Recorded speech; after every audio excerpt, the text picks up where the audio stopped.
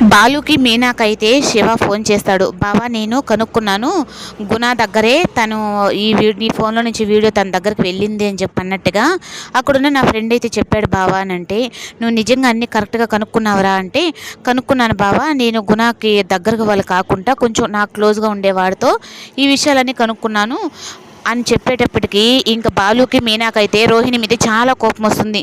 కనీసం ఒక అబ్బాయి జీవితాన్ని కూడా అనుకోకుండా తను ఎలా ఈ వీడియోని అప్లోడ్ చేస్తుంది అన్నట్టుగా.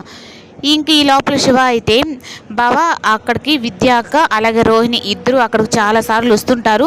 ఇప్పుడు కూడా 30 లక్షల విషయంలో కూడా ఆల్రెడీ రోహిణి అక్క అక్కడికి వచ్చి పోతుంటుందంట, గుణాకే చెప్పుందంట దాన్ని కూడా సెటిల్ చేయమని అన్నట్టుగా అనేటప్పటికీ ఈ రోహిణికి ఏమన్నా పిచ్చా, ఎందుకు పదే పదే ఆ రౌడీగాడి ఇంటికి వెళ్తుంది, వాడి వల్ల ఎప్పటికైనా ఆ రోహిణికి ప్రమాదం ఉందని తనకు తెలియట్లేదా అని. అంటే మనం ఏం చెప్పినా మన మంచి మన వినే మాట కాకుండా తన నిర్ణయం తను తీసుకుంటుంది కదండి.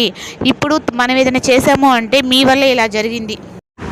ఇంకా అలా మాట్లాడుకునేటప్పటికీ ఇంక రోహిణి అయితే విద్య దగ్గరకు వస్తుంది. అయినా విద్య నీకు నేనేం చెప్పాను, నువ్వేం చేసావు, ఇప్పుడు ఆ ఫోన్ ఎత్తి బాలు దగ్గరికి వెళ్ళిపోయింది, ఇప్పుడు నా విషయాలన్నీ బయటపడిపోతాయంటే మరి నేనేం చేసేది రోహిణి, నా ప్రాబ్లమ్స్ కూడా నాకు ఉంటాయి కదా, ఆ ఫోను అక్కడ పడిపోయింది, సరే ఎవరో తీసుకుంటారులే అని చెప్పి అనుకున్నాను. కానీ ఇంక మాట పెరిగి రోహిణి విద్య మధ్య అయితే ఇంక చిన్నపాటి గొడవే జరుగుతుంది.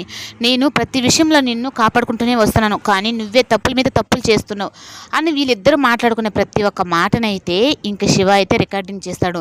మా బావ నా వీడియోని మీరందరూ నెట్లో పెట్టి ఇంత వైరల్గా చేసి నేను ఇంత మానసిక క్షోభ అనుభవించడానికి కారణమయ్యారు కదా, ఇప్పుడు మీరిద్దరు మాట్లాడుకునే మీ తప్పులన్నిటినీ మా బావకు చూపిస్తాను అన్నట్టుగా మొత్తం వీడియో అయితే రికార్డింగ్ చేస్తూ ఉంటే ఇంకా విద్య అయితే ఏంటో రోహిణి, నేను ఒక తప్పును కప్పి పెట్టాలని నువ్వు నా చేత పదే తప్పులు చేపిస్తూనే ఉన్నావు, అయినా నా లైఫ్కు నాకు అంటూ ఒక లైఫ్ ఉంది కదా, ప్రతి విషయంలో నీకు నేను హెల్ప్ చేయలేను అన్నట్టుగా ఇంకా రోహిణి మొహం మీద చెప్పేటప్పటికి రోహిణి అయితే ఇప్పుడు నా విషయాలన్నీ తెలిసింది ఈ విద్యతో నేను ఎక్కువ మాట్లాడాను అంటే మళ్ళీ నా విషయాలన్నీ బయట పెడుతుందేమో